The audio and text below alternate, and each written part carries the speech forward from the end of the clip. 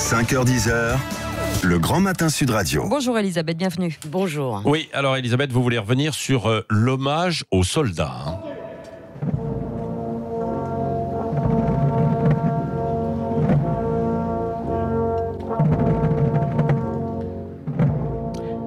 Oui, alors, vous connaissez la formule du grand historien Marc Bloch qui a été fusillé par les Allemands en 1940. Il y a deux catégories de Français qui ne comprendront jamais l'histoire de France. Ceux qui refusent de vibrer au souvenir du sacre de Reims, ceux qui lisent sans émotion le récit de la fête de la Fédération. Oui. Eh bien, je crois que quiconque n'a pas eu le cœur serré en voyant défiler les cercueils qui contenaient les corps de nos 13 soldats au rythme de la marche funèbre ne comprend pas non plus grand-chose à ce qu'est la France. Oui. Alors, le président Macron, devant ces cercueils, a déclaré « Ils sont morts pour que nous soyons un peuple libre ». Eh bien, ils sont morts peut-être pour que nous soyons un peuple tout court. Parce que dans un pays qui a été formé par l'agrégation de provinces hétérogènes, eh bien, l'armée a été l'un des lieux de formation de l'identité nationale. Oui, alors ça, Elisabeth, c'est un peu le passé, parce qu'aujourd'hui, il n'y a plus véritablement de service national, de service militaire. Oui, d'ailleurs, tout le monde le regrette. Et on peut ajouter à cela que les guerres aujourd'hui sont lointaines. Nous ne les voyons pas. Alors, pour les individus soucieux de leurs droits et soucieux de leur retraite que nous sommes tous, eh bien, ces rituels peuvent paraître surannés. Et pourtant, la ferveur générale qu'ils suscitent témoigne bien de la persistance de quelque chose que nous considérons, que chacun de nous considère comme plus grand que lui et pour laquelle on pourrait même mourir. Alors, vous savez, dans la plupart des pays, on dit tuer au combat.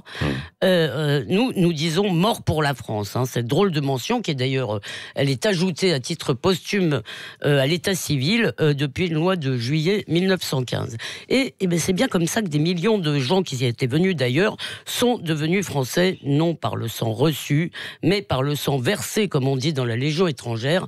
L'armée a été une géniale et cruelle machine à fabriquer des Français. Oui, vous savez, oui, c'est vrai. Alors, en attendant, une fois nos soldats, maintenant, ça y est, ils sont enterrés, et nous revenons à nos petites querelles, si je puis dire. Oui, écoutez, nos querelles sont nos querelles et elles sont parfaitement légitimes parce que ce que protègent nos soldats, c'est précisément la possibilité de nous quereller pacifiquement.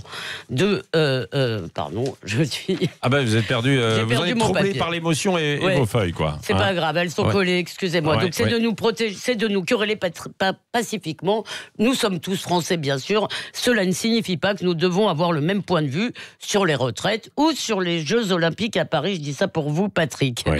La politique, c'est un espace du désaccord civilisé, c'est un théâtre sur lequel nous mettons en scène nos conflits. En tous les cas, c'est ça que ça devrait être. Eh bien, cet espace se rétrécit tout de même de jour en jour au point que de bons esprits, comme Jean-Pierre Chevènement il y a quelques mois et Jacques Julliard hier, parlent vraiment des risques de guerre civile. Ils prononcent ce mot. Dans le Figaro hier, l'historien de gauche, l'historien de la gauche aussi, s'inquiète de voir dépérir l'art français de la conversation. Et on en a déjà parlé ici. Dans la rue, on peut cogner pour un regard de travers et dans le débat, demander l'exclusion, c'est-à-dire la mort symbolique de celui avec qui on n'est pas d'accord. Or, que nous dit Jacques Julliard ? Eh bien que la guerre civile, c'est une conversation qui tourne mal. Alors, oui, il y a un temps pour l'union et il y a un temps pour la division. Alors que celui-ci arrive, dans quelques jours, eh bien l'image de cercueil recouvert de drapeaux tricolores devrait nous rappeler que nos adversaires ne sont pas nos ennemis. Merci, le regard libre, comme chaque matin, d'Elisabeth Lévy. Et pardon pour le savonnage.